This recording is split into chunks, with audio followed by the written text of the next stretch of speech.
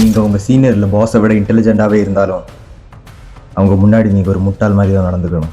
ஏன்னா எந்த ஒரு பவர்ஃபுல் பர்சனுமே நேற்று வந்தவன் தன்னை விட இன்டெலிஜென்ட்டாக இருக்கிறத என்றைக்குமே ஏற்றுக்க மாட்டான்.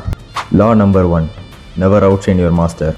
இந்த லா நமக்கு சொல்லி தரது என்னென்னா, நம்மளை விட பெரியவங்களை என்றைக்குமே இன்செக்யூராக ஃபீல் பண்ண விடாதீங்க. நமக்கு அவங்கள விட அதிக பொட்டன்ஷியல் இருக்குன்றதை அவங்களுக்கு தெரியாமல் பார்த்துக்கோங்க. ஒருவேளை நீங்கள் உங்களோட ரியல் பொட்டன்ஷியலை வெளியே சொல்லிட்டீங்கன்னா அவங்க என்றைக்குமே உங்களை முன்னேற விட மாட்டாங்க. அண்ட் இந்த விஷயம் ஆதி காலத்துலேருந்தே இருக்குது. எப்போல்லாம் ஒரு பர்சன் தன்னை விட பவர்ஃபுல்லான பர்சன் முன்னாடி ஓவர் ஸ்பாட்டாக இருக்க ட்ரை பண்ணுறானோ அப்போ அவனை முழுசாக டிஸ்ட்ராய் பண்ணிடுவாங்க. அண்ட் இப்போ கூட இது மாறலை.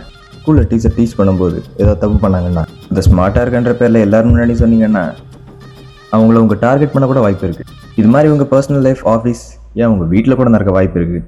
ஸோ இந்த இன்செக்யூரிட்டிஸை தன்னோட பெனிஃபிட்டாக யூஸ் பண்ணுறவனால் மட்டும்தான் இந்த வேர்ல்டில் சர்வே பண்ண முடியும். அண்ட் நீங்கள் எப்போவுமே ஞாபகம் வச்சுருக்க வேண்டிய விஷயம், என்னதான் நீங்கள் மற்றவங்களோட ஸ்மார்ட்டாக இருந்தாலும் அதை வெளியே காட்டக்கூடாது.